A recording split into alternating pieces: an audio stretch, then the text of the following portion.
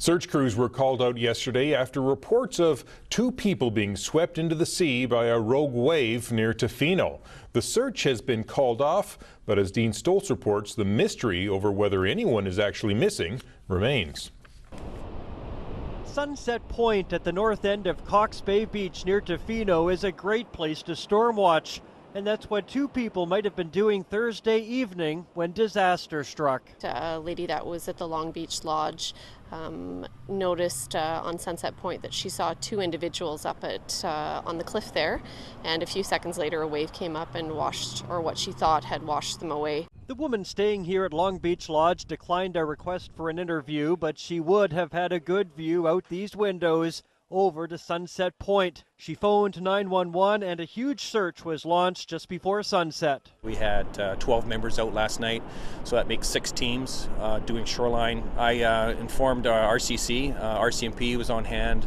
The Cormorant came out, 442, the big helicopter, did a shore search for us with spotlights. And guests at the resort say they saw and heard the search go on until after midnight. There was a search helicopter out for several hours, I think.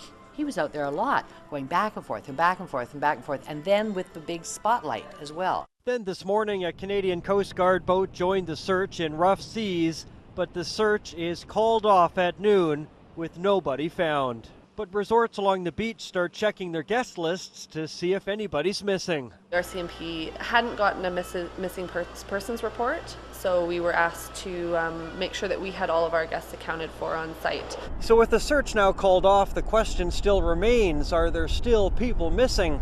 RCMP and Search and Rescue aren't sure. It's possible this woman didn't see what she thinks she saw. That's a possibility. We always know that could be a potential, but we have to investigate it as what she saw is what she saw, and we want to make sure that we cross off all of our bases. There's 2 scenarios. Either yes, they did get swept off the rock, or no, they didn't.